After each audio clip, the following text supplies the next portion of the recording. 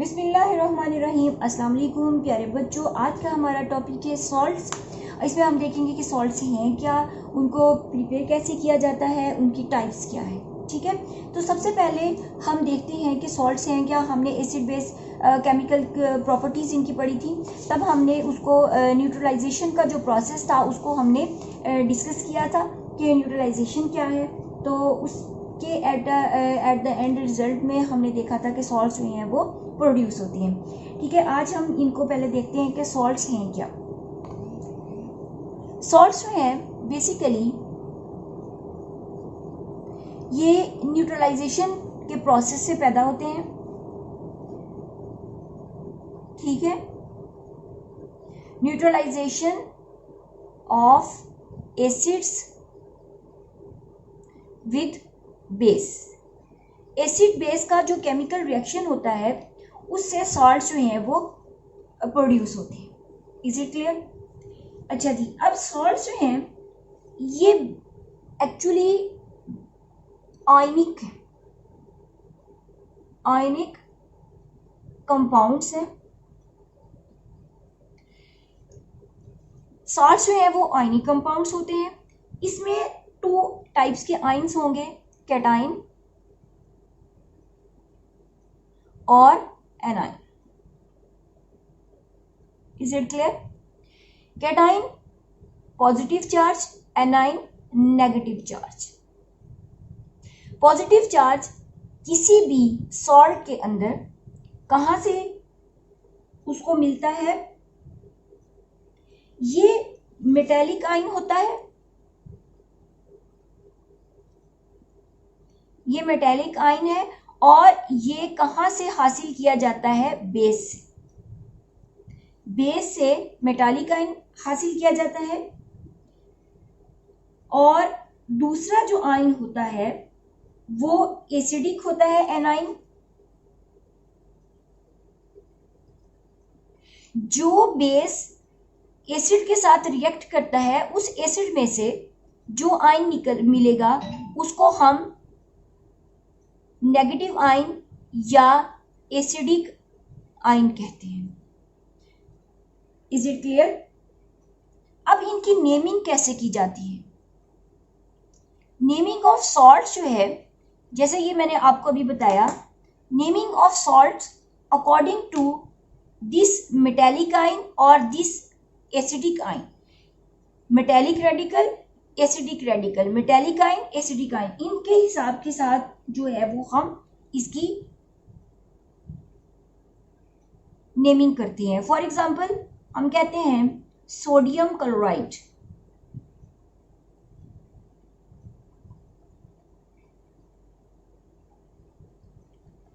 Sodium chloride कैसे बनेगा? Base हमारे पास NaOH, एसिड हमारे पास HCl। न्यूट्रलाइजेशन का प्रोसेस, ये मेटेलिक आयन है और ये हमारे पास एसिडिक आयन है। ये दोनों मिलेंगे तो हमारे पास क्या बनता है, सॉल्ट, जिसको हम कहते हैं NaCl। और दूसरा हमारे पास वाटर मॉलिक्यूल प्रोड्यूस होगा। Is it clear? अब हमने नेम कैसे दिया, ये जो मेटेलिक आयन है इसके और ये जो एसिडिक है इसके अकॉर्डिंग हमने इसको कहा सोडियम क्लोराइड।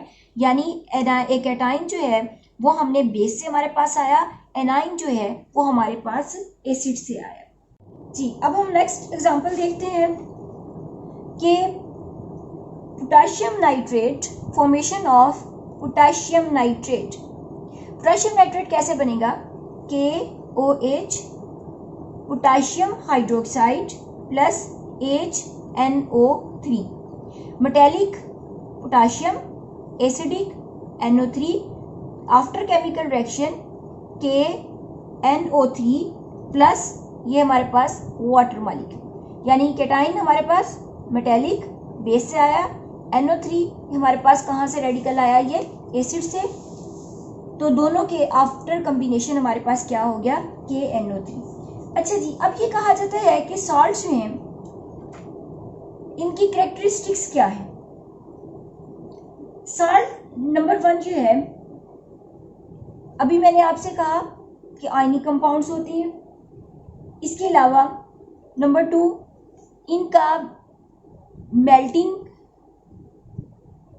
पॉइंट एंड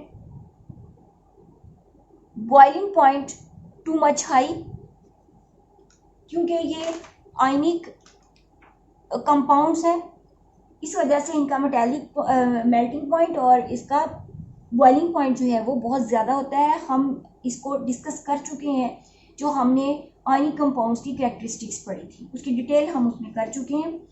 अब थर्ड पॉइंट इसका क्या है कि इनकी क्रिस्टलाइन फॉर्म होती है। ठीक है, इनकी क्या है, क्रिस्टलाइन होती है इनकी शेप। क्रिस्टलाइंस मीन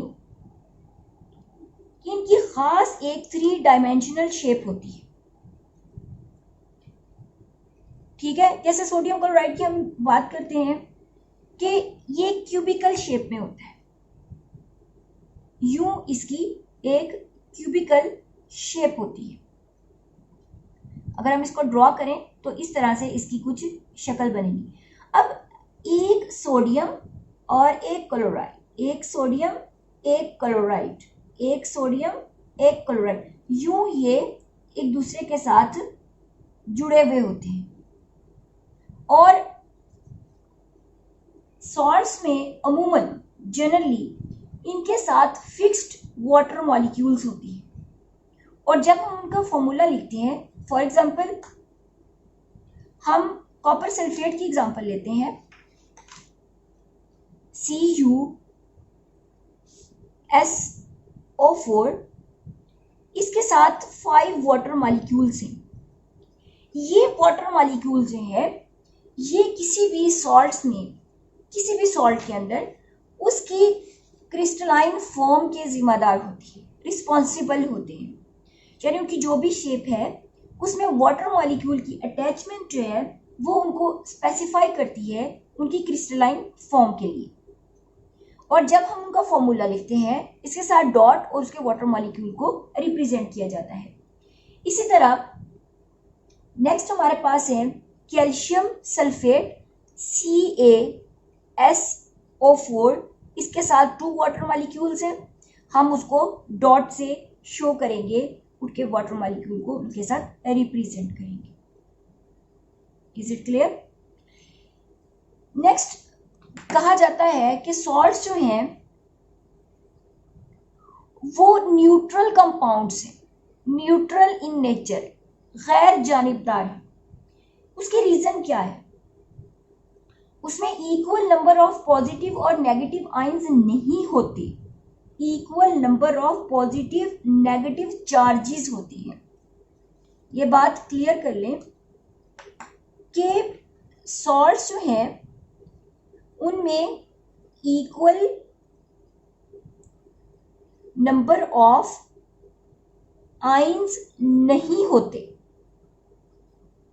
ठीक है, उसमें इक्वल चार्जेस होते हैं, equal charges due to equal charges. जो कंपाउंड्स हैं ये सॉल्ट्स, ये न्यूट्रल इन नेचर होती हैं।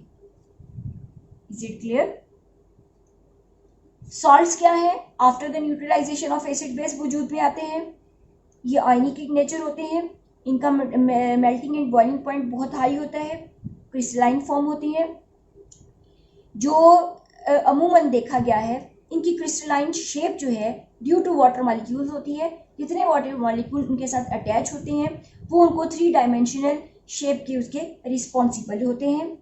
ये न्यूट्रल इन नेचर होते हैं। न्यूट्रल इन नेचर होने की रीज़न इनकी इक्वल नंबर ऑफ आयंस नहीं होते, बल्कि इक्वल नंबर ऑफ चार्जेस जो इनके ऊपर होता है वो उनके अंदर फोर्स ऑफ अट्रैक्शन जो है उसको इक्वालिटी प्रोवाइड करता है, और इस तरह से ये न्यूट्रल फॉर्म में वजूद में आती है। अब हमने देखना है कि ये सॉल्ट्स जो हैं उनको कैसे प्रिपेयर किया जाता है। जनरल डेफिनेशन तो हमने ये देखी कि ये एसिड और बेस के आपस में न्यूट्रलाइजेशन के बाद वजूद में आती हैं। लेकिन अब हम ये देखेंगे कि इनको डिफरेंट मेथड से किस तरह से प्रिपेयर किया जाता है और किस तरह से इनको हम हासिल कर सकते हैं। ये कुछ सॉल्ट्स ऐसे होते हैं, जनरली सॉल्ट्स जो हैं वो अगर हम इनको जनरली डिवाइड करें तो इनके दो हमें पहलू नज़र आते हैं। नंबर 1, कुछ जो है वो सॉल्युबल होते हैं वाटर में और कुछ इनसॉल्युबल होते हैं। क्लियर? जो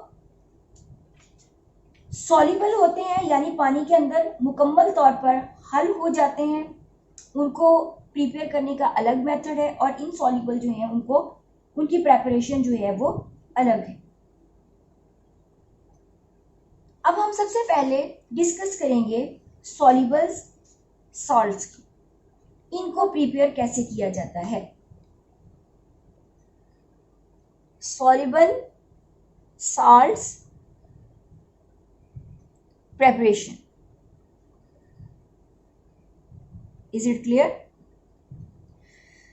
नंबर 1, अभी जो मैंने आपसे कहा एसिड बेस रिएक्शन, जिसको हम न्यूट्रलाइजेशन का प्रोसेस कहते हैं। नंबर 1 न्यूट्रलाइजेशन, नंबर 2 जो हमने एसिड बेस के जो केमिकल प्रॉपर्टीज थी उसमें हमने डिस्कस किया था acid reaction of acid with metal, इसको कहा जाता है direct displacement method. Direct displacement method. Is it clear? Third one, ये भी हम पहले केमिकल प्रॉपर्टीज में डिस्कस कर चुके हैं, एसिड विद मेटालिक ऑक्साइड।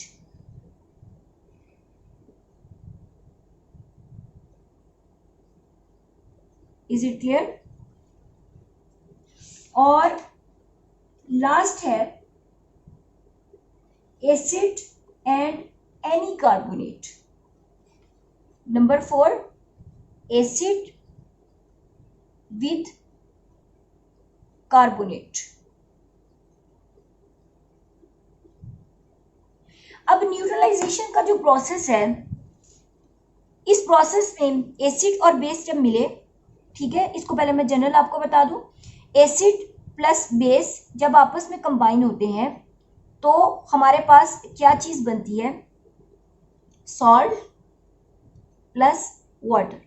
ये हमेशा याद रखें कि अब हमने बेस में से क्या लेना है, कैटाइन, और एसिड में से हमारे पास क्या आएगा, एनाइन। सॉल्ट बनेगा प्लस वाटर बनेगा।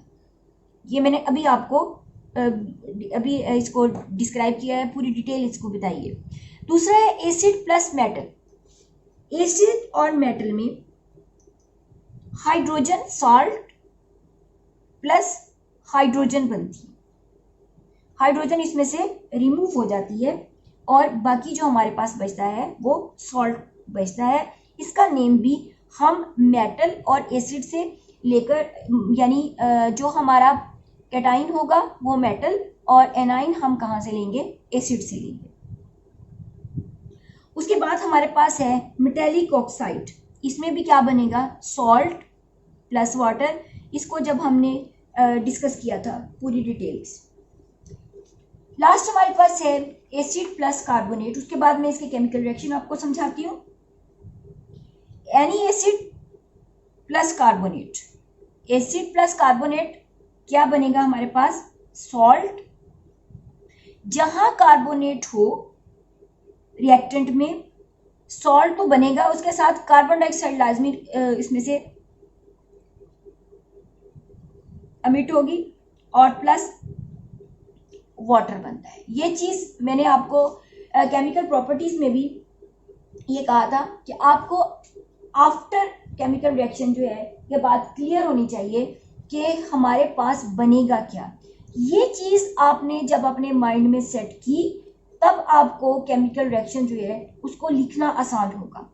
जब मेटल सिंगल, ठीक है, मेटल जब एसिड के साथ करेगी तो हाइड्रोजन रिलीज होगी। मेटेलिक ऑक्साइड है तो इट मीन्स ये वाटर बनाएगी। एसिड से हम एनाइन लेंगे, वो एनाइन मेटल के साथ रिएक्ट करके सॉल्ट बना देगा, और जो इसकी हाइड्रोजन होगी वो ऑक्साइड के साथ मिलकर जो है वो वाटर बनाएगी। इसी तरह जो एसिड है, एसिड का जो एनाइन है वो हमारे इस मेटल के साथ वो क्या बना देगा, मेटेलिक कार्बोनेट, इसके साथ कैटाइन लेकर तो वो हमें सॉल्ट देगा, जबकि एसिड की हाइड्रोजन जो है वो वाटर बनाएगी, और इसका जो कार्बोनेट है इसमें से कार्बन डाइऑक्साइड जो है वो रिलीज होगी। Is it clear? फिर है दूसरी टाइप जिसको हम कहते हैं इनसॉल्युबल सॉल्ट्स। इनसॉल्युबल सॉल्ट्स जो हैं, जब हम दो सॉल्युबल सॉल्ट्स को, हमने सॉल्युबल सॉल्ट्स इनके सॉल्यूशन को जब मिक्स किया, ठीक, सॉल्युबल सॉल्ट्स के सॉल्यूशन को हम मिक्स करेंगे तो इनके रिएक्शन में आयनिक रेडिकल जो मेटेलिक है और एसिडिक वो आपस में रीअरेंज हो जाएंगे, एक्सचेंज हो जाएंगे। मेटेलिक एंड एसिडिक ये आयन जो हैं वो क्या होंगे, एक्सचेंज हो जाएंगे। एज अ रिजल्ट हमारे पास टू सॉल्ट्स बनेंगे, एक होगा हमारे पास इनसॉल्युबल और दूसरा होगा हमारे पास सॉल्युबल सॉल्ट। क्लियर? अब हम इनके केमिकल रिएक्शन जो हैं उनको वन बाय वन करते हैं। यहां तक समझ आई है बात? जब मैं केमिकल रिएक्शन आपको डिटेल बताती हूँ तब आपको ये सारा का सारा जो है वो क्लियर हो जाएगा। ओके, चलें जी। पहले हम डिस्कस किसको कर रहे थे, सॉल्युबल। ओके, सॉल्युबल सॉल्ट की प्रिपरेशन नंबर 1 बाय न्यूट्रलाइजेशन। अब केमिकल रिएक्शन बेटा आप लोग मुझे बताते जाएंगे बाय न्यूट्रलाइजेशन किसकी, एसिड एंड बेस की। जनरल रिएक्शन क्या होगा, acid plus base goes to salt plus water. अब इसकी एग्जांपल देख लेते हैं। एसिड हमारे पास क्या है, HCl, बेस क्या है, NaOH, सॉल्ट क्या बनेगा, ये मेटेलिक आयन और ये हमारे पास acidic ion, sodium chloride plus water. Is it clear? Very nice, शाबाश। अच्छा जी, सेकंड हमारे पास, जी बेटा कौन बताएगा, हैंड रेज करें जरा। Direct displacement method. दूसरा क्या है, डायरेक्ट डिस्प्लेसमेंट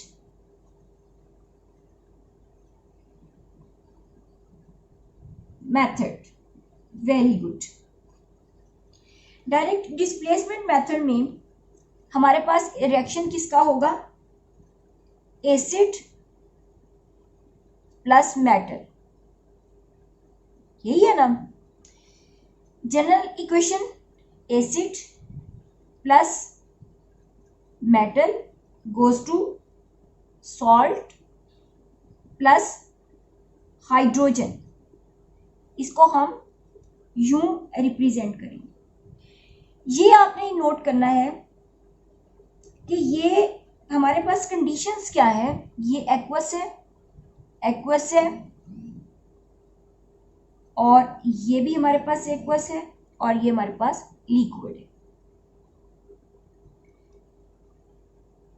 इसमें एग्जाम्पल क्या है, HCl प्लस कोई भी मेटल जैसे मैग्नीशियम है गोज टू सॉल्ट, क्या बनेगा, मेटल ये हमारे सामने है और ये हमारे पास एसिडिक आयन है Mg Cl, ये जब मिलेंगे तो हमारे पास क्या बनेगा, मैग्नीशियम क्लोराइड। हमें इसका फॉर्मूला आना चाहिए कि मैग्नीशियम पर चार्ज जो है वो +2 होता है, क्लोराइड पे -1। जब हम आयन एक्सचेंज मेथड से इसको लिखेंगे तो हमारे पास ये कंडीशन आ जाएगी, ठीक है, क्रिस क्रॉस मेथड जिसे कहा जाता है। तो इसको इसके साथ रिलीज क्या हुई, हाइड्रोजन गैस। ये हमारे पास क्या है, एक्वस, ये क्या है, सॉलिड, और ये क्या है, एक्वस। अब इसको बैलेंस करें, Mg1 Cl2 है, इसको बैलेंस करने के लिए इधर हम 2 लगाते हैं तो ये पूरे हो गए। हाइड्रोजन 2 है, मॉलिक्यूलर फॉर्म में ये लिबरेट होगी। हम इसको यूं भी लिख सकते हैं H2 एरो ऊपर की तरफ, ये भी गैस को शो करता है। क्लियर। थर्ड मेथड है, समझ आ रही है ना आप लोगों को? चलें जी, reaction of acid plus metallic oxide. Clear.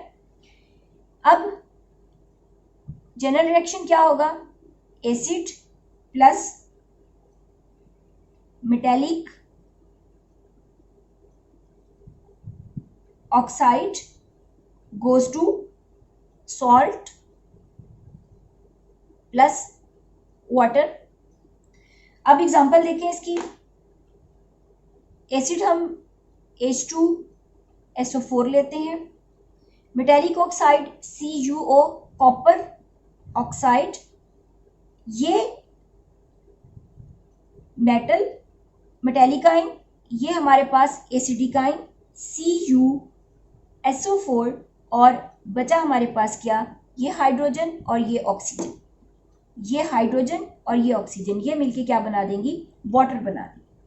अब कंडीशन क्या है हमारे पास, ये भी एक्वस, ये भी एक्वस, ये भी एक्वस, और ये हमारे पास क्या आ जाएगा, लिक्विड। क्लियर, समझ आ गई है सारी? एनी प्रॉब्लम, हैंड रेज करें जरा बेटा जल्दी से। No, well. नेक्स्ट है by the reaction of acid and carbonate. Acid and carbonate, इसको मैं इधर ही लिख देती हूं ताकि ये सारा हमारे सामने आ जाए, ठीक है।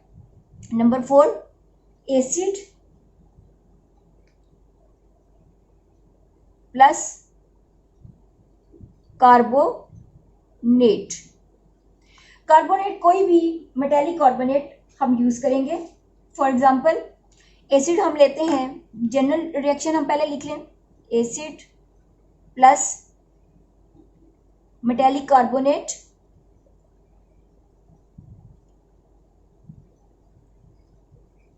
goes to salt plus water. Carbonate है तो क्या रिलीज होगी, कार्बन डाइऑक्साइड। वेल, चलें जी, अब केमिकल रिएक्शन लिखते हैं। एसिड हमारे पास HNO3, बेस हमारे पास सोडियम कार्बोनेट गोज टू, हम सबसे पहले इसमें से कार्बन डाइऑक्साइड निकाल लेते हैं, वाटर निकाल लेते हैं, साल्ट हमारे पास क्या होगा, NaNO3, NaNO3। अब सोडियम पर क्या होता है, पॉजिटिव +1, NO3 रेडिकल पे -1, +1 -1 नहीं लिखा जाता तो सोडियम नाइट्रेट हमारे पास ये वजूद में आया। क्लियर। अब इसको बैलेंस करेंगे, बैलेंस करने के लिए हाइड्रोजन हमारे पास कितनी है, यहाँ पर 2 है, तो यहाँ पर हम क्या लगा देंगे, 2। अब देखें जरा, नाइट्रेट, ये सोडियम कितने हैं, 2, इसको बैलेंस करने के लिए हमने इधर 2 लगा दिया। अब सोडियम 2, नाइट्रेट भी 2 हो गए, मल्टीप्लाई हुआ, ये पूरा रेडिकल मल्टीप्लाई हुआ 2। अब ये पूरा रेडिकल 2, सोडियम 2, ये क्लियर, ठीक। Carbon 1 clear, hydrogen 2 clear. Oxygen कितने बचे अब 2, और ये इधर कितने हैं 3, और 2 + 1 ये हमारे पास कितने हो गए 3। ये हम ऑलरेडी नाइट्रेट में इसको काउंट कर चुके हैं। Is it clear? चलिए जल्दी से देखें जरा, आपके पास 5 मिनट्स हैं, इसको चेक करें समझ आ गई है? ओके, एरिज कर दूं? ठीक है, अब हम करते हैं इनसॉल्युबल सॉल्ट्स की फॉर्मेशन, इनकी प्रेपरेशन, कि उसको हम किस तरह से जो है उनको प्रिपेयर कर सकते हैं। ठीक है, इनसॉल्युबल सॉल्ट्स, इनसॉल्युबल सॉल्ट्स को इनकी प्रेपरेशन में जो सॉल्युबल सॉल्ट्स का सॉल्यूशन है, सॉल्यूशन ऑफ सॉल्युबल सॉल्ट्स, ठीक, इसको मिक्स किया जाता है। मिक्स करने से 2 सॉल्ट्स हमारे पास आएंगे, एक सॉल्युबल सॉल्ट होगा और एक इनसॉल्युबल सॉल्ट आ जाए। Is it clear? अब ये बनेंगे कैसे? एक्सचेंज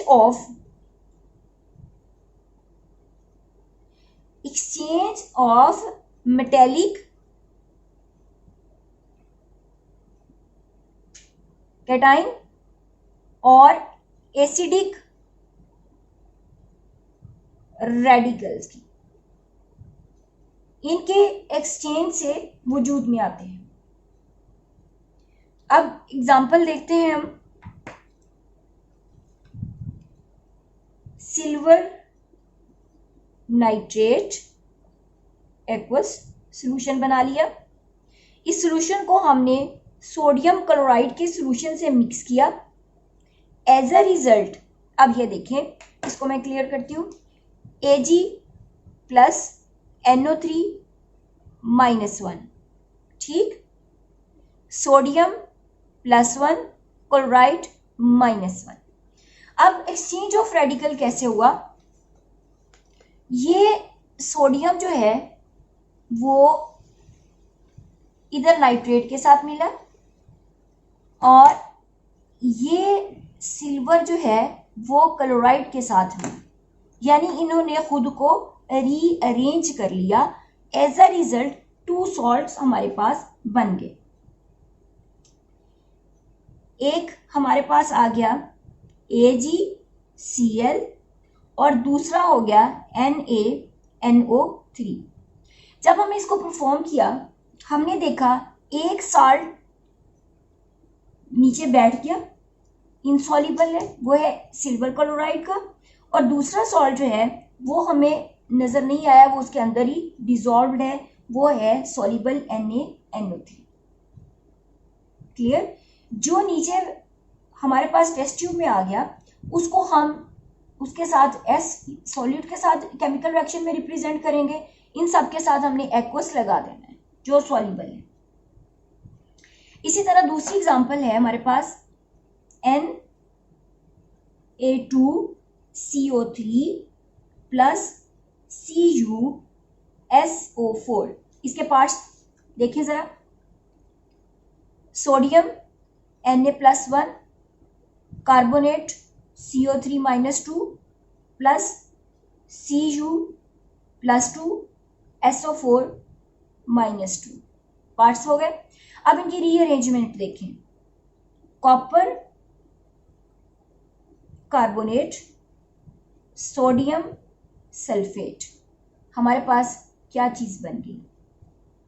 कॉपर कार्बोनेट, ये टेस्ट ट्यूब में नीचे बैठ गया, ये एक्वस है, और Na2SO4 सोडियम सल्फेट, ये एक्वस में है, ये डिसॉल्व। Is it clear? यहां तक सबको समझ आ गया? एक दफा सारा इसको देखें। आफ्टर 5 मिनट्स हम नेक्स्ट इसकी सॉल्ट्स की टाइप्स करते हैं। चलें जी, लेट्स स्टार्ट। ओके, हो गया सारा रिवाइज, इसको नोट डाउन कर लिया ना अब आपने। चलें जी, अब हम करते हैं डिफरेंट साल्ट्स को, हम इसकी टाइप्स क्या हैं साल्ट्स की, ठीक है। Number 1 normal salt, number 2 basic salt, number 3 acidic, number 4 double, number 5 mixed, number 6 complex. ये इसकी टाइप्स हैं। ये हाइड्रोजन आयन की कंप्लीट डिस्प्लेसमेंट से वजूद में आते हैं। ये पार्शियल डिस्प्लेसमेंट इसमें होती है, सॉरी एसिडिक में पार्शियल डिस्प्लेसमेंट होती है, ठीक है। बेसिक जो है इनकम्प्लीट न्यूट्रलाइजेशन ऑफ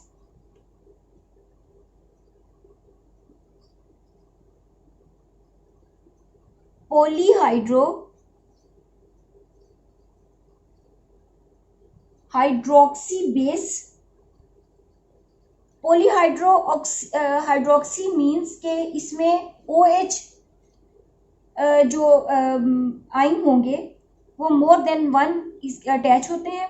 अब ऐसा बेस होता है और वो जब किसी भी एसिड के साथ रिएक्ट करता है तब हमारे पास जो है वो बेसिक सॉल्ट वजूद में आते हैं। अब डबल सॉल्ट जो है ये क्रिस्टलाइन फॉर्म होती है। इक्विमोलर सैचुरेटेड सॉल्यूशंस जब नॉर्मल सॉल्ट्स के आपस में मिक्स होते हैं और उसमें इंडिविजुअल सॉल्ट जो है उसके कंपोनेंट्स अपनी आइडेंटिटी जो है रिटेन रखते हैं, वो डबल सॉल्ट बनते हैं। यानी हम कह सकते हैं 2 नॉर्मल सॉल्ट्स, ठीक है, जब इनकी क्रिस्टलाइजेशन होती है, इनकी क्रिस्टलाइजेशन हो गई, कब इनकी क्रिस्टलाइजेशन होगी? जब हम इक्वल नंबर ऑफ मोल्स जो हैं 2 सॉल्ट्स के यूज करते हैं। 2 सॉल्ट्स के इक्वल नंबर ऑफ मोल्स को आफ्टर प्रोसेस क्रिस्टलाइजेशन कराई जाती है। आफ्टर क्रिस्टलाइजेशन जो सॉल्ट वजूद में आएगा वो हमारे पास डबल सॉल्ट होगा। मिक्स सॉल्ट ऐसा सॉल्ट होता है जिसमें बेसिक या एसिडिक रेडिकल जो है वो एक से ज्यादा पाए जाते हैं, और कम्प्लेक्स सॉल्ट जो है वो बनता है सिंपल कैटाइन और कॉम्प्लेक्स एनाइन। इसके आपस में केमिकल प्रोसेस से ये वजूद में आती है। अब इनको 1 बाय 1 हम इनकी प्रिपरेशन और इसको डिस्कस करते हैं। ओके, सबसे पहले हम करेंगे नॉर्मल सॉल्ट, ठीक है। नॉर्मल सॉल्ट कौन सा होगा? जो एसिड बेस केमिकल रिएक्शन में कंप्लीट हाइड्रोजन आयन की रिप्लेसमेंट से प्रोड्यूस होगा। Number 1 normal salt,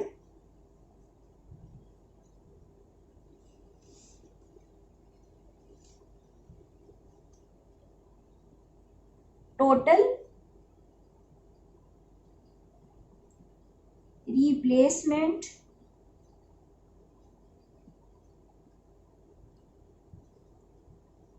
ionisable hydrogen ion. ये किस में से आएगी? ऑफ एसिड से।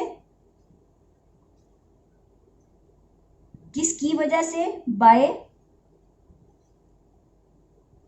पॉजिटिव मेटल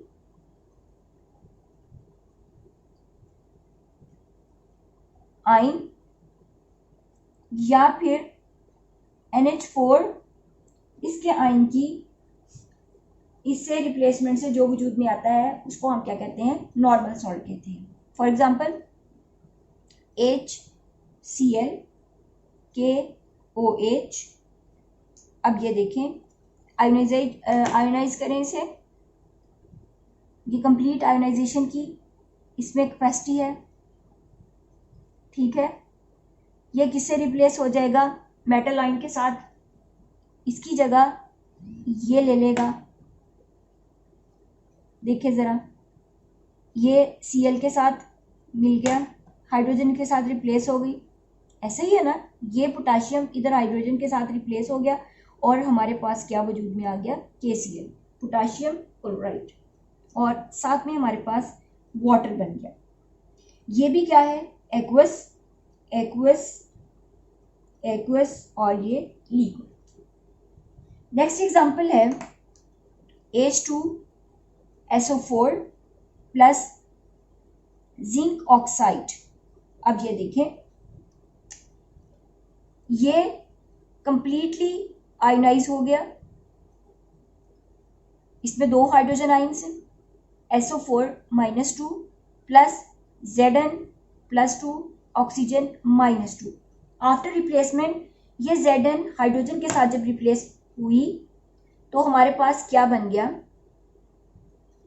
ZnSO4, ठीक है, प्लस हमारे पास वाटर।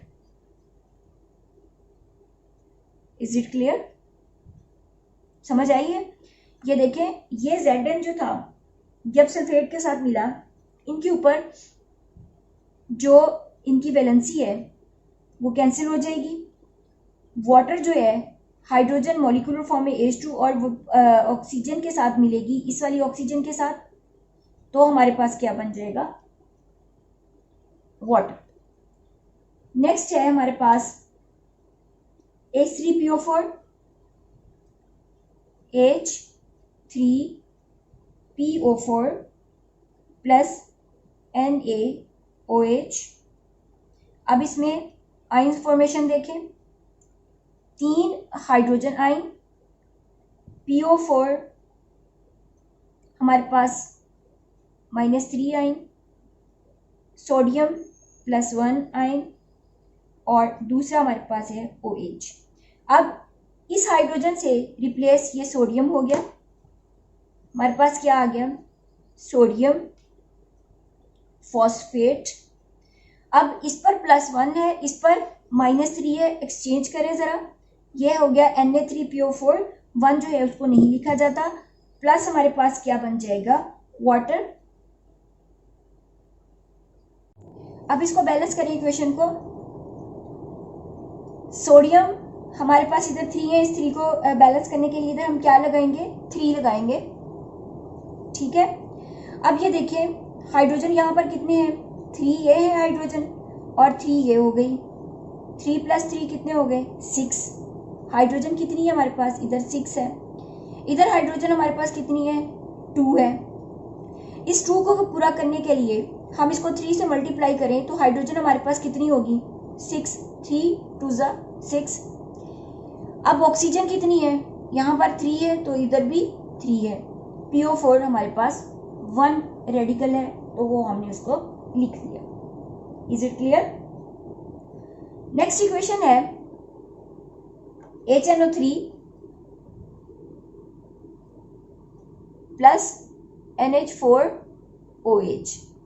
अब जरा इसके आयंस को देखें, हाइड्रोजन 1, NO3 -1, NH4 +1, और OH नेगेटिव। अब ये NH4 रिप्लेस किधर हो गया, H प्लस से। इसकी डेफिनेशन में भी हमने कहा कि ये हाइड्रोजन आयन एसिड से रिप्लेस किससे होगा, मेटल आयन या NH4 प्लस से। तो हमारे पास क्या आ गया, NH4 हाइड्रोजन की जगह, और ये हमारे पास आ गया NO3 प्लस, हमारे पास क्या बन गया, वाटर। अब हम इसको जरा देखें, बैलेंस कर लें। हाइड्रोजन हमारे पास एक ये मॉलिक्यूल है और एक ये है, ये कितने हो गए, 2। NH4 में जो हाइड्रोजन है उसको हमने कंप्लीटली इधर इक्वल लेंगे, NO3 जो है वो इक्वल है। अब इस वाली हाइड्रोजन को देखें, ये भी पूरी और एक ऑक्सीजन है, ये मिलकर क्या बना देंगे, वाटर। Is it clear. ये क्या हो गया हमारे पास, नॉर्मल सॉल्ट की प्रेपरेशन, कि इसको हम किस तरह से हासिल कर सकते हैं। ठीक है, total replacement of ionisable hydrogen ion जो एसिड से है वो रिप्लेस किसके साथ होता है, मेटल आयन या फिर NH4+1 के साथ ये रिप्लेस हो जाएगा, और एज अ रिजल्ट हमारे पास जो सॉल्ट आएगा वो नॉर्मल सॉल्ट होता है। अब सेकंड जो है बेटा, वो हम कौन सा करेंगे, कौन बताएगा, हाँ जी जल्दी जल्दी, मैंने जनरली आपको बताया था, जल्दी से शाबाश, very good very good very good, शाबाश। Acidic salt. दूसरा हम क्या करते हैं, एसिडिक सॉल्ट। एसिडिक सॉल्ट ये पार्शियल रिप्लेसमेंट होती है। फर्स्ट स्टेप में हाइड्रोजन रिप्लेस होगी, अब दोबारा जब हम उसको बेस के साथ प्रोसेस करवाएंगे तो वो हाइड्रोजन आयन जो है दोबारा से रिप्लेस होके एक नॉर्मल सॉल्ट देगा। अब हमें कैसे पता चला ये एसिडिक इन नेचर है, आफ्टर पार्शियल रिप्लेसमेंट जब उसको उसने इंडिकेटर यूज किया, यूनिवर्सल इंडिकेटर, उससे हमने जब कलर चेंज देखा, लिटमस पेपर हमने यूज किया, लिटमस सॉल्यूशन यूज किया, तो उसने क्या किया कि उसको कलर को चेंज कर दिया। फॉर एग्जांपल लिटमस को जब यूज किया तो वो ब्लू से रेड हो गया, तो it means after partial exchange of hydrogen ion, then replacement का वर्ड हम यूज कर लेंगे मेटेलिक आयन के साथ, उसकी पॉजिटिव आयन के साथ, उसकी जो बेस में से होगा उससे उसकी पार्शियल रिप्लेसमेंट होती है। पहले में हमने क्या कहा था, कंप्लीट रिप्लेसमेंट होती है, यहाँ पर क्या होगा, जुजवी होगी, पार्शियल होगी, यानी मुकम्मल तौर पर एक्सचेंज नहीं होगा, कुछ पार्ट उसका उसके साथ अटैच हो जाएगा, सॉल्ट के अंदर हाइड्रोजन मौजूद होगी। देन उसकी करेक्टरिस्टिक्स से हमें पता चला, जब उसने ब्लू लिटमस को रेड में कन्वर्ट किया, हमने कहा ये सॉल्ट एसिडिक इन नेचर है। आफ्टर एक्सपेरिमेंट जब उसको मजीद उसमें से बेस को के सॉल्यूशन को प्रोसेस करवाया, मिक्स किया, तब हमने देखा कि वो एक नॉर्मल सॉल्ट जो था वो वजूद में आया, क्योंकि उसमें हाइड्रोजन आयन मुकम्मल तौर पर रिप्लेस हो गया पॉजिटिव रेड के साथ। कौन से पॉजिटिव के साथ, जो बेस में मौजूद था। Is it clear. अच्छा जी, इसको हम जनरली लिख लेते हैं कि after partial replacement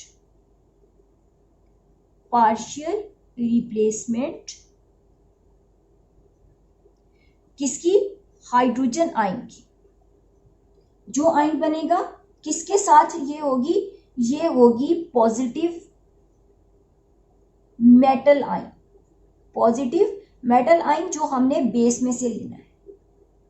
for example H2SO4 plus KOH। ठीक, अब ये देखें, ये हाइड्रोजन SO4, इसके साथ 2 हाइड्रोजन, अब ये आयोनाइज हो गया प्लस और OH। क्लियर। इसके ऊपर प्लस, इसके ऊपर प्लस, ये -2, ये हम इसकी चार्जेस इसके ऊपर शो कर रहे हैं। अब ये के जो है इतने सारे पार्ट के साथ रिप्लेस होगा, सॉरी अटैच होगा, इतने साथ के साथ ये अटैच होगा। ये हाइड्रोजन इसके साथ लगी रहेगी और ये हाइड्रोजन जो है ये इसकी जगह जो है पोटाशियम आयन जो है वो अटैच हो जाएगा। हम इसको लिखेंगे KHSO4, यानी पोटाशियम हाइड्रोजन सल्फेट और प्लस हमारे पास ये वाटर बनेगा। ये हाइड्रोजन जो बची है, जो रिप्लेस हुई है जिसके साथ, ये हाइड्रोजन इसके साथ आकर के वाटर बना देगा। Is it clear? अब ये एसिडिक इन नेचर है, ये ब्लू को रेड कलर में चेंज कर देता है, ब्लू लिटमस को रेड में कन्वर्ट कर देगा, इसका कलर चेंज हो गया। अब जब हमने इसमें मजीद इसमें से प्रोसेस करवाया किसके साथ, KOH के साथ अगेन, देन हमारे पास कंप्लीट ट्रांसफर हो जाएगी, कंप्लीट ट्रांसफर हो जाएगा। यानी KHSO4 इस तमाम पे -1, इस पे पूरा +1 और प्लस KOH इस सारे पे -1, इस सारे पे +1, तो हमारे पास जो कॉम्बिनेशन बनेगा, अब ये जो पोटाशियम है ये इस सल्फेट के साथ करेगा रिएक्ट, ये तो है ही, अब ये भी इसके साथ आके अटैच होगी, ये हाइड्रोजन रिप्लेस हो जाएगी, ये हाइड्रोजन इस पोटाशियम के साथ रिप्लेस होगी, यानी ये पोटाशियम इकट्ठे हो जाएंगे, हमारे पास क्या आ जाएगा, K2SO4 प्लस वाटर। मैं इसको दोबारा एक्सप्लेन कर दूं, समझ आ गई ये बात की? ओके, मैं इसको दोबारा लिखती हूं, देखें जरा। हमारे पास है KHSO4 प्लस KOH। अब हम इसके आयंस लिखते हैं जरा, पोटाशियम +1, HSO4 इस सारे के ऊपर माइनस, ये प्लस और ये हो गया माइनस। अब इसकी पार्टीशन कर लेते हैं, ठीक है। अगर हम इसको जरा लिख के देखें, इसके स्ट्रक्चर को जरा ओपन करके, ये पोटाशियम +1, ये हमारे पास क्या है H प्लस H, और ये सारे का सारा जो है वो हमारे पास इस सारे के ऊपर नेगेटिव चार्ज है। यहां तक बात क्लियर? अब ये पोटाशियम इस हाइड्रोजन के साथ रिप्लेस हो गया, ठीक। ये शक्ल कैसी आ गई हमारे पास, SO4, ये पोटाशियम इसके साथ ऑलरेडी मौजूद था, ये पोटाशियम इसके साथ आके अटैच हो गया, ये हाइड्रोजन जाके इस OH के साथ लग गई, ये हाइड्रोजन इस OH के साथ लग गई। अब ये सॉल्ट हमारे पास क्या आ गया, K2SO4। Is it clear? समझ आ गया? अब ये हमारे पास क्या है, इसके साथ बन गया वाटर। ओके, नेक्स्ट करें, चलिए ठीक है। अब ये वाला जो था, नो ये नॉर्मल है बेटा, और ये सॉल्ट क्या है जी, एबनॉर्मल है। ये क्या करता है, ये ब्लू लिटमस को रेड में कन्वर्ट कर देता है। गुड, चलें जी, अब सेकेंड एग्जांपल देखते हैं। Second example, H3PO4 plus NaOH। पहले हम इसको कन्वर्ट कर लेते हैं इसके आयंस में। PO4 पे -3 और H पे +1, Na +1, OH माइनस। क्लियर? अब ये कैसे अटैच होंगे, अब ये देखें जरा, इसमें 3 हाइड्रोजन है, PO4 के साथ 1 2 3 हाइड्रोजन लगी हुई, 3 हाइड्रोजन है। Is it clear? यहां तक समझ आई बात की? Any question? ओके, अब ये हाइड्रोजन ये रिप्लेस किससे हो जाएगी? सोडियम के साथ। यहां आकर क्या अटैच हो जाएगा? सोडियम। और ये हाइड्रोजन रिएक्शन किसके साथ करेगी? इस OH के साथ, और वाटर बन जाएगा। अब जब ये रिप्लेसमेंट हुई, हमारे पास सॉल्ट क्या आया?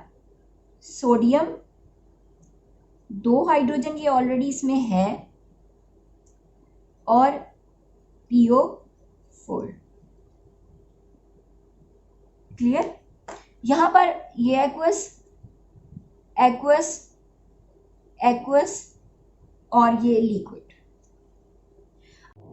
हाँ जी, अब हमने इसका जब रिएक्शन करवाया दोबारा से, NaH2PO4 प्लस NaOH, देन हमारे पास सॉल्ट क्या बनेगा?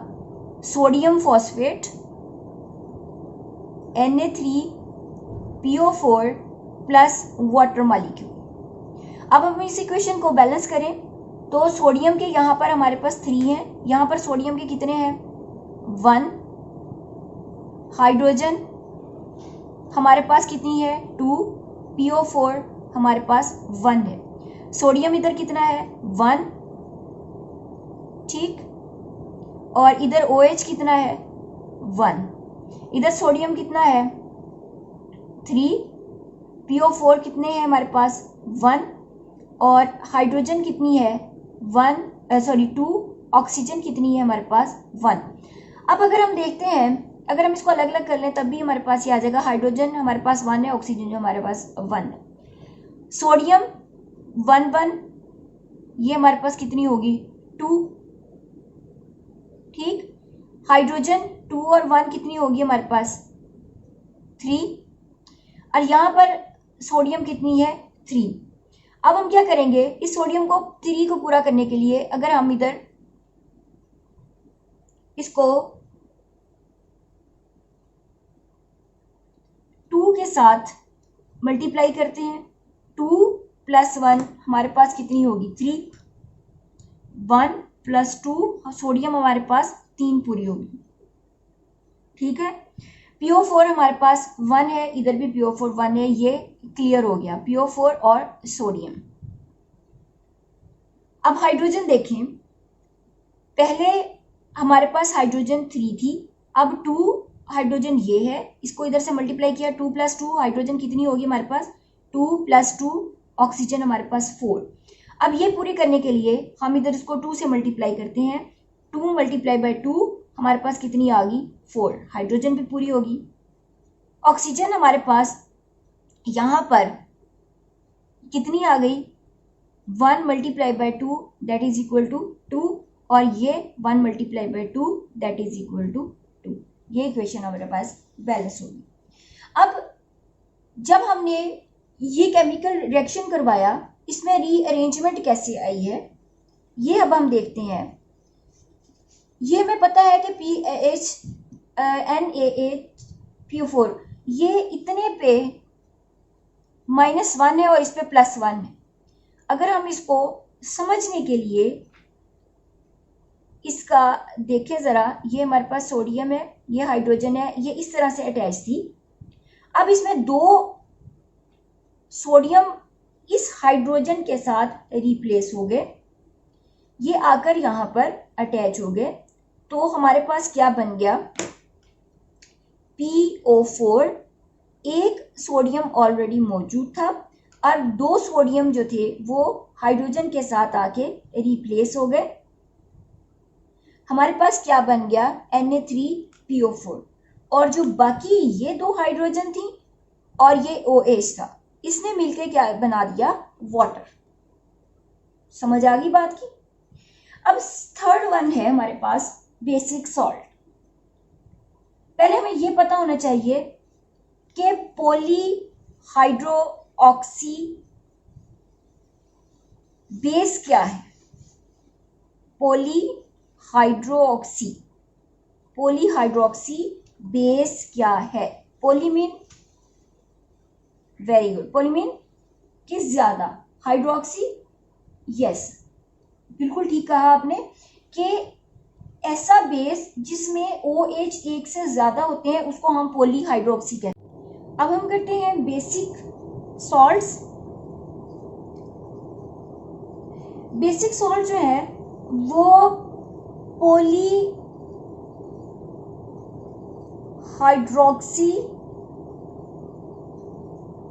बेस की इनकम्प्लीट न्यूट्रलाइजेशन से वजूद में आते हैं। फॉर एग्जाम्पल हमारे पास है, अब हमें पता होना चाहिए कि पॉलीहाइड्रोक्सी बेस क्या है। ऐसा बेस जिसके साथ OH मोर देन 1 अटैच होते हैं उसको हम पॉलीहाइड्रोक्सी कहते हैं, यानी एक से ज्यादा OH आयन उसके साथ अटैच होते हैं। ठीक है, फॉर एग्जाम्पल हैंड रेस करें, कौन बताएगा? ओके, एल्यूमिनियम हाइड्रोक्साइड है, लेड हाइड्रोक्साइड है, जिंक हाइड्रोक्साइड है। हम इनके फॉर्मूले देखते हैं। Aluminium hydroxide, lead hydroxide, zinc hydroxide. ठीक, अब अगर हम इसके ऊपर इसको देखेंगे फॉर्मूला बना कैसे है कि एल्यूमिनियम पे +3 होता है, OH पे माइनस, तो ये एक्सचेंज जब हमने उसकी वैलेंसीज को किया तो हमारे पास ये आ गया। इसी तरह Pb +2 OH नेगेटिव, देन ये बना Zn +2 OH नेगेटिव, तब एक्सचेंज किया इसको, हमारे पास ये बन गया। अब इनको किसी भी एसिड के साथ, किसी स्ट्रॉन्ग एसिड के साथ जब हमने रिएक्ट करवाया, देन हमारे पास क्या आ गया वो अब हम देखते हैं। Al OH whole thrice plus HCl, ये एक्वस है, ये भी एक्वस है। हमारे पास क्या बन गया? अब इसमें देखें, एक जो है OH वो निकल जाएगा, H के साथ रिएक्ट करेगा और ये Cl इन OH के साथ जो है वो रिप्लेस हो जाएगा। Al OH whole twice Cl, ये एसिड बेसिक सॉल्ट हमारे पास बना। अब जब दोबारा हमने इसको रिएक्ट करवाया HCl के साथ, Al OH whole twice Cl plus हमने इसको दोबारा रिएक्शन करवाया HCl के साथ। ठीक, ये भी एक्वस, ये भी एक्वस है, तो हमारे पास क्या बन गया? एक OH जो है वो फिर रिप्लेस हो गया, Al OH Cl2 plus water बन गया।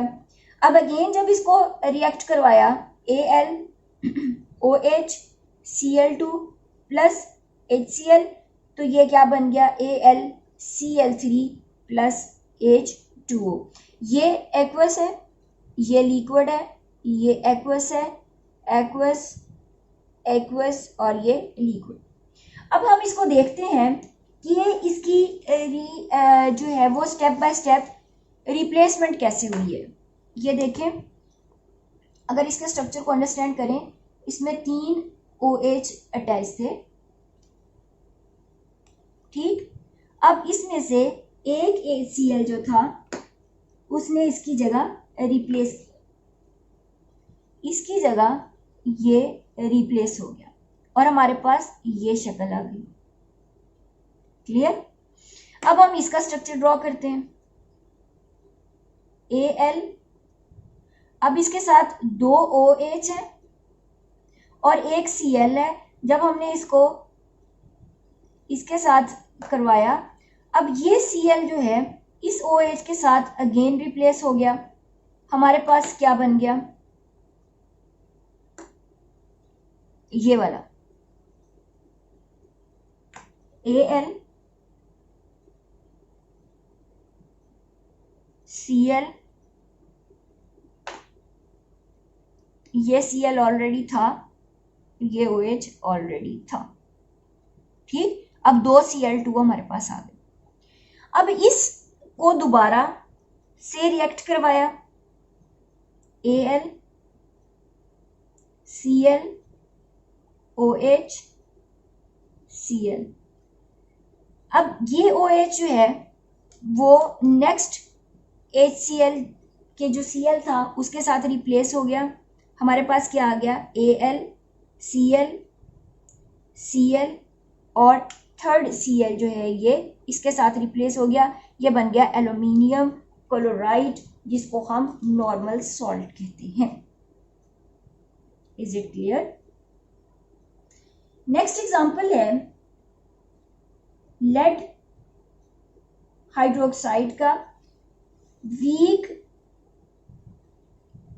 एसिड CH3COOH, जिसको हम एसिटिक एसिड कहते हैं।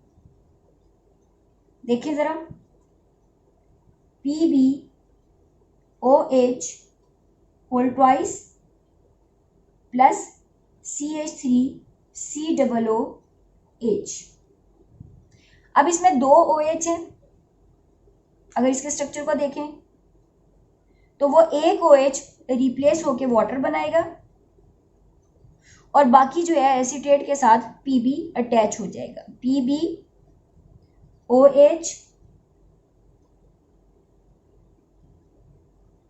CH3COO। अब जब इसको दोबारा रिएक्ट करवाया, PbOH CH3, ये बेसिक सॉल्ट है। इसको दोबारा CH3COOH के साथ रिएक्ट करवाया तो ये एसीटेट जो है इसके साथ अटैच हो जाएगा और ये OH जो है हाइड्रोजन के साथ रिप्लेस हो जाएगा, ये वाटर बनाएगा और प्लस हमारे पास क्या आ जाएगा, लेड एसीटेट।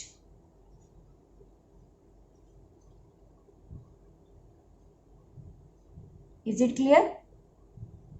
अब ये किस तरह से बना, Pb लेड के साथ दो OH अटैच थे प्लस CH3COO नेगेटिव और H ये प्लस।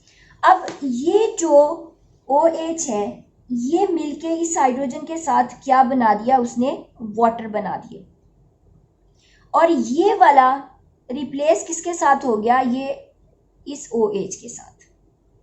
क्लियर? जब ये इस OH के साथ रिप्लेस हो गया तो ये शक्ल कुछ ऐसी आ गई,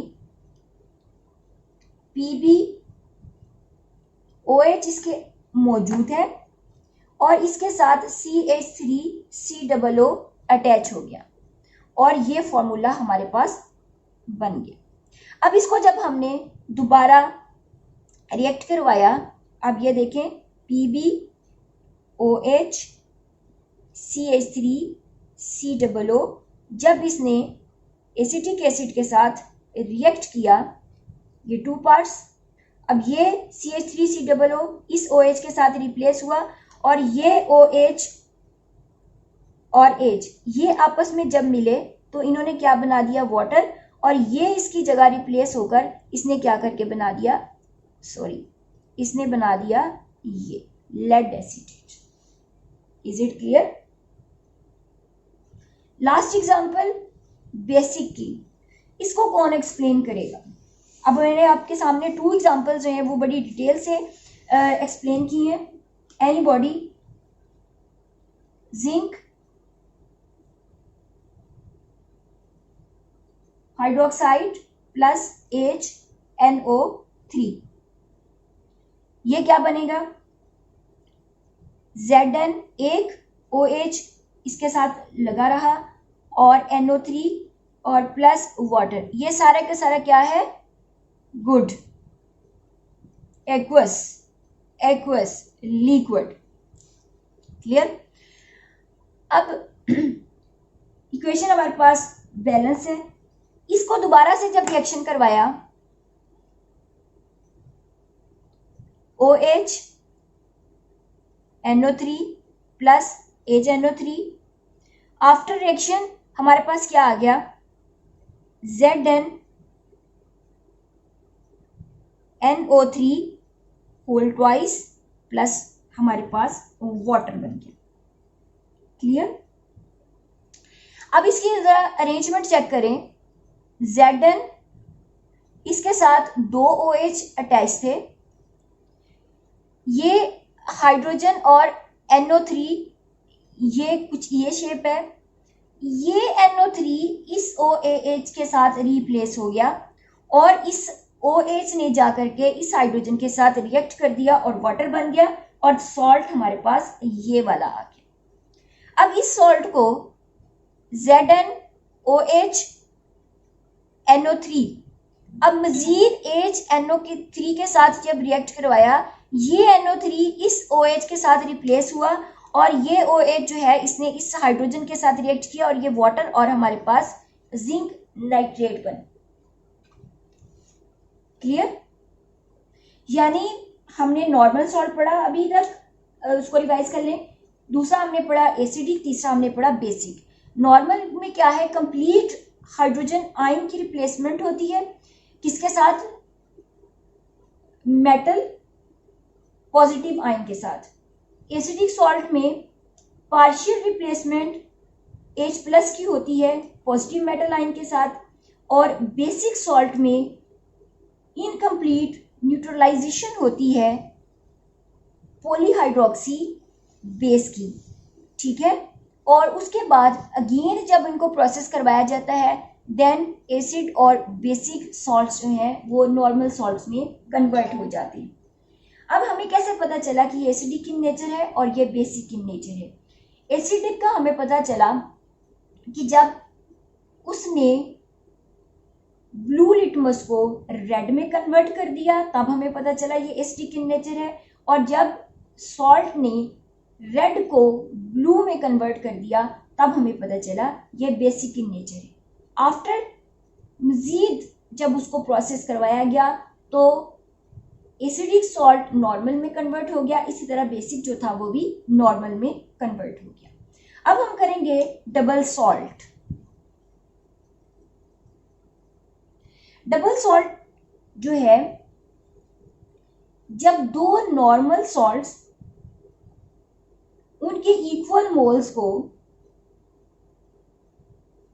सॉल्यूशन फॉर्म में उनकी क्रिस्टलाइजेशन की जाती है और देन एक नया सॉल्ट हमारे पास आता है, उसको हम कहते हैं डबल सॉल्ट। डबल सॉल्ट कैसे बनेगा? दो नॉर्मल सॉल्ट सॉल्यूशंस, ठीक है, इनको जब क्रिस्टलाइज किया तब हमारे पास क्या बन गया? Double salt. इसकी एग्जांपल क्या है? Mohr, salt, potash, alum, ferric alum. ये बहुत इंपॉर्टेंट है और इनके फॉर्मूले जो हैं वो पेपर में लिखने के लिए आते हैं। इसका फॉर्मूला होता है FeSO4 और ये बनता है फेरिस आयरन सल्फेट और ammonium sulphate with 6 water molecule. इनकी क्रिस्टलाइजेशन होती है। क्रिस्टलाइजेशन मैंने आपसे कहा था कि वाटर मॉलिक्यूल जो है उसको फॉर्म देते हैं, उसके रिस्पॉन्सिबल है। पोटाश एलम K2SO4 और Al2SO4 होल थ्राइस, यानी पोटाशियम सल्फेट और एल्यूमिनियम सल्फेट, और इनके साथ 24 वाटर मॉलिक्यूल्स अटैच होंगे तो हमारे पास ये डबल सॉल्ट आएगा। लास्ट है हमारे पास फेरिक एलम, ये है पोटाशियम सल्फेट और आयरन सल्फेट,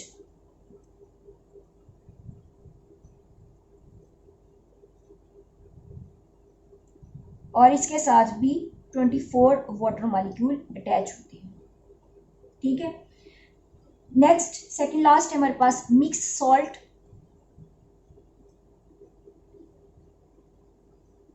मिक्स सॉल्ट कैसे बनता है?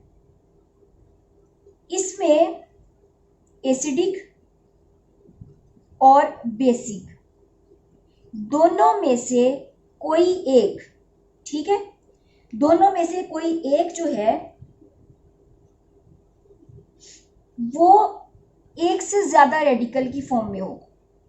एसिड या basic radical more than one जो है वो सॉल्ट के अंदर मौजूद होंगे। इसकी एग्जांपल जो बहुत कॉमन है वो ब्लीचिंग पाउडर है, जिसमें CaOCl2 जो है, यानी दो इसके अंदर Cl यानी एसिडिक रेडिकल मौजूद है। लास्ट हम करेंगे कॉम्प्लेक्स सॉल्ट, ठीक है। हाँ जी, अब हम करेंगे कॉम्प्लेक्स सॉल्ट। ये कैसे बनता है, अब इसके नाम से भी पता चल रहा है ये कॉम्प्लेक्स है, ठीक है। ये एक सेंट्रल मेटल जो होती है, सेंट्रल मेटल के इर्द गिर्द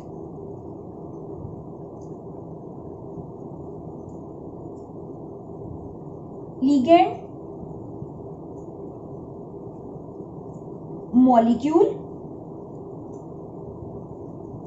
लिगेंड सीरीज जो हमने उसमें पढ़ा है पीरियोडिक टेबल में, उसमें से कोई एक मॉलिक्यूल होगा या आयन अटैच होता है जिसमें कम से कम एक लोन पेयर लाजमन मौजूद हो।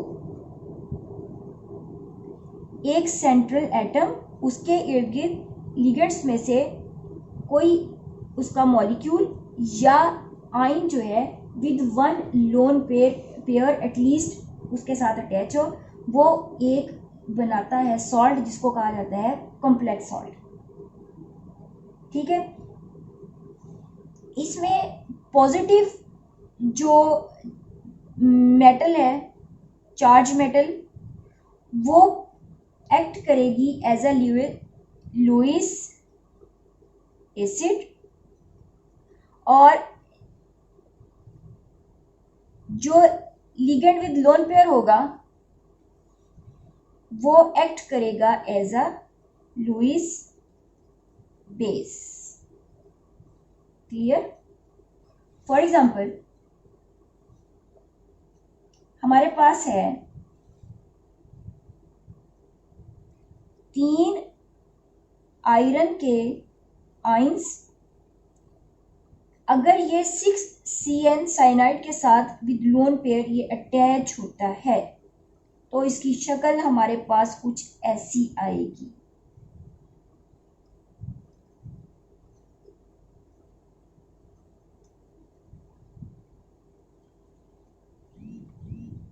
अब ये किसी भी मेटल के साथ जब अटैच होगा, फॉर एग्जाम्पल पोटाशियम है, तो वो एक सॉल्ट जो इसके साथ मिलकर बनेगा वो कॉम्प्लेक्स सॉल्ट होगा।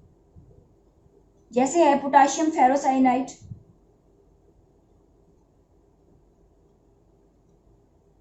पोटाशियम के 4 जब फेरोसाइनाइड के साथ अटैच होते हैं तो ये हमारे पास ये शक्ल बन जाती है। और अगर इसमें से पोटाशियम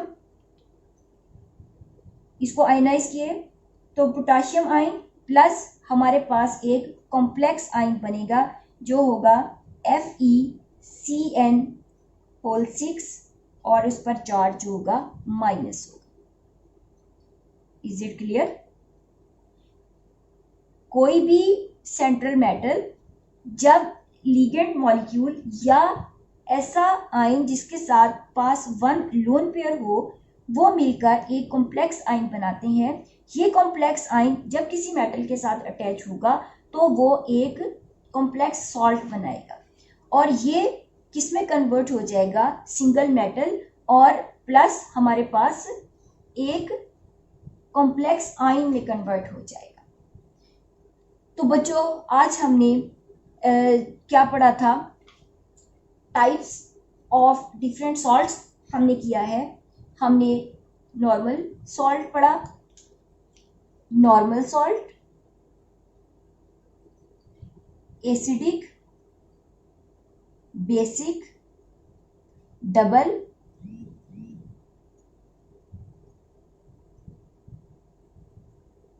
ठीक है, mix salt, and then last पे हमने पढ़ा कॉम्प्लेक्स सॉल्ट। उससे पहले हमने क्या पढ़ा था?